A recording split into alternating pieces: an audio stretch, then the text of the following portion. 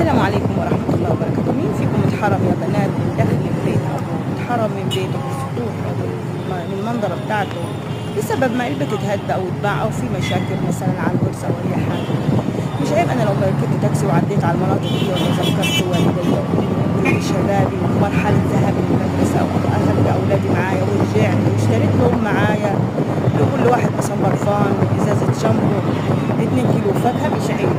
يعني أقول لك ليه عيب؟ ما عيب زمننا والعيب فينا، وما لزمننا عيب سوانا، ونهجز الزمان بغير ذنب، ولو نطق الزمان لنا هجانا، وليس الذئب يأكل لحم ذئب ويأكل بعضنا بعضا عيانا.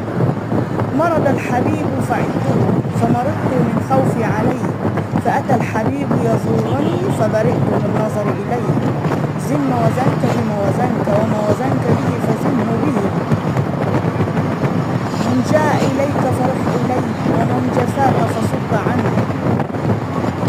يعني ومن ظن أنك دون فاترك هواه إذا وهم، وارجع إلى رب العباد فكل ما يأتي.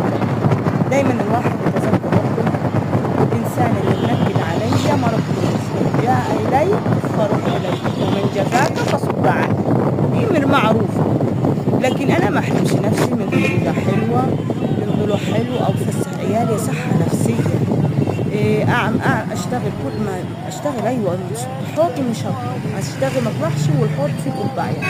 أنا بتضايق من الحاجة، حتى لما أرجع أبقى جايبة أكل معايا ألاقي حاجة أكل فيها، ألاقي البيت موضب، أخلي بيتي أحسن من النادي اللي أنا ذاهبة إليه، أخليه أجمل بحيث يكون راحة لي نفسية ليا والأولاد. وشكرا.